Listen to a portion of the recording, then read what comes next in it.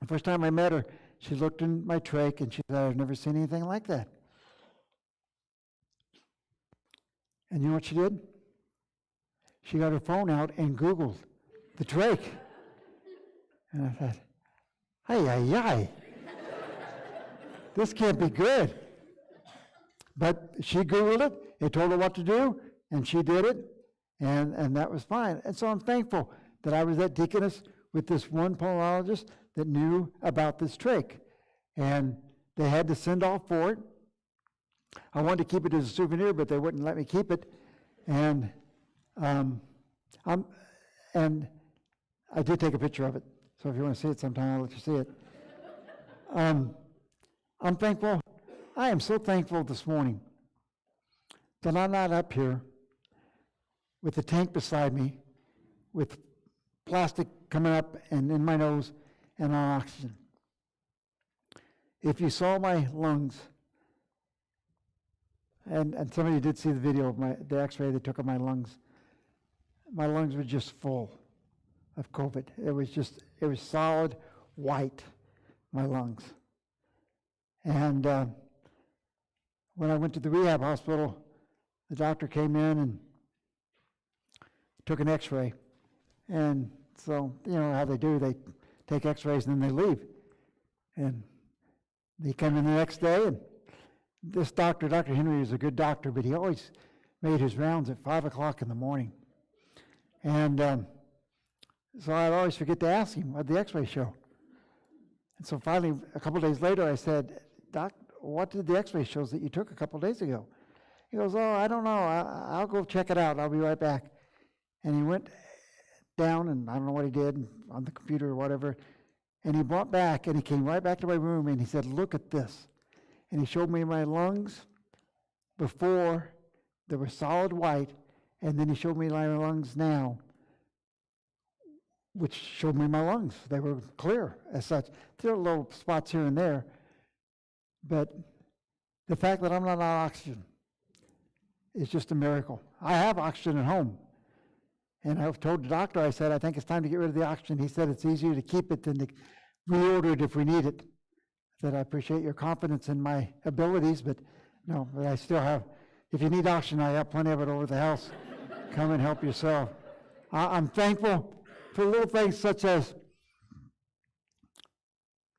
the doctor who put the trach in me would not take it out. And he didn't have privilege at the rehab hospital. So they held me up one day. Cheryl and I and my speech therapist hopped in a van, and I had to go over and see him. And so he comes up, and we're excited. We think the trach's going to come out. This is great. And he comes in, and he doesn't even hardly look at my trach, and he says, we got to keep it in there for a couple more weeks. You talk about heartbreaking. And so I go back to the rehab hospital, and Dr. Henry came in one day, and he said, if I get permission from Dr. Weinberger, are you ready to take that trach out? And I said, yeah. And so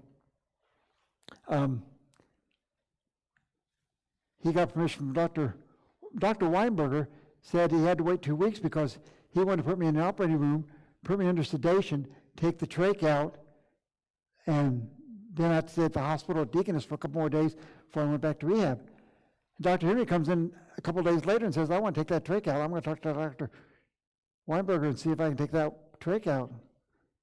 And so I said, okay. And the next day he comes in with this machine and a bunch of other people with him. Okay, we're going to take your trach out. I was scared to death. I thought Dr. Weinberger wanted to put me in the operating room and put me under sedation and take it out, and then I'm going to be in the hospital for a couple of days, and you're just going to come in my room right now and take it out? And he goes, yeah. I said, okay. Here I come, Lord. You know? and he just grabbed the trach and pulled it out. Didn't hurt a bit, which is the other thing I'm thankful for. With everything I've been through, I've been in no pain except for my feet. I've not laid in bed and just, now of course I slept through most of it, And my family tells me I was a little irritated a couple times with the apparatuses they put on me and so on. But I don't remember any of that. I don't remember. My feet are always asleep. But besides that, I've been in no pain. No pain. And I'll tell you one thing that'll scare you if you've been in bed for 5 months. It's a 2-letter word called bed sores. They warned me about bed sores. You got to move, you got a bed sore. Not one bed sore. And all the time I was in the hospital, for which I'm thankful. I didn't like to be checked, but they had to check all the time, but I didn't have any. All right, number 4, very quickly. Number 4, we need each other. We absolutely need each other. I'm so thankful. I have the privilege of pastoring the greatest congregation, I think, in the world. And after I got to the rehab hospital, I would tell Cheryl, we got a call, we got to get this done, we got to get that done. Cheryl said, I think they took care of it. I said, no, I don't think they, I do it. And then, so we need to take care of it. And Cheryl came in the next day, it's taken care of. They've already done it, you know. And I said, you mean they're getting along without me? And she said, yeah. And I don't want to, I can't name every name, and I don't want to name names because I'll forget somebody, but we just appreciate all of you. But I will name a couple, and that is Nathan has really stepped up and does a terrific job taking care of things while I have been out, and I appreciate him so very much. And Corey, they're going to continue to preach on Sunday nights. Mike's going to continue to do the Sunday school class, but and Matt Brock on Wednesday night with Alistair Beggs, and but we need each other. And I'm so thankful I have a church family who is so encouraging, cards and everything. Cheryl decided in my rehab room that my walls would be plastered with cards, but she ran out of room. And so she finally gave up, but she put several of the cards, and the nurses would come in. What are all these cards? I don't know. Cards. And Cheryl, and of course when I was in deaconess, I didn't read any cards, but I got some. I got quite a few. And what Cheryl and I did is Cheryl kept all the cards, and after I came home, we sat down and we read through every card. It took us about 2 weeks to go through 20 or so cards a night. I had well over 400 cards. And the fact that the grass is mowed. And everybody says they'll know I'm mowing when I'm out mowing again. And I don't know when that'll be, but I want to be there. And I can't tell you what it's like to be up here. I like the Guthries back there, but I didn't like sitting back there. I like it better up here. So we need each other to encourage one another, to be with each other. Then number 5, the power of prayer. The power of prayer.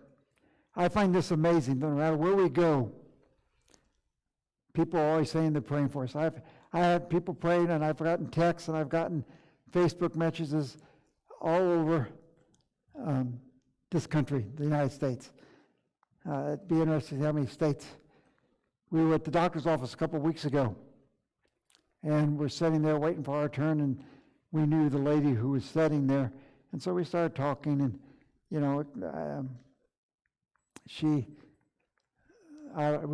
it came out the fact that I was the pastor of the Fayetteville Baptist pastor, and this other lady sitting over there I never saw in my life looked over and said, "What church do you pastor?" And I said, "I pastor the Fayetteville Baptist Church." And she goes, "You're the guy. Now I get a face with our church has been praying for you." And it means a lot. The power of prayer is the only reason that I'm alive today.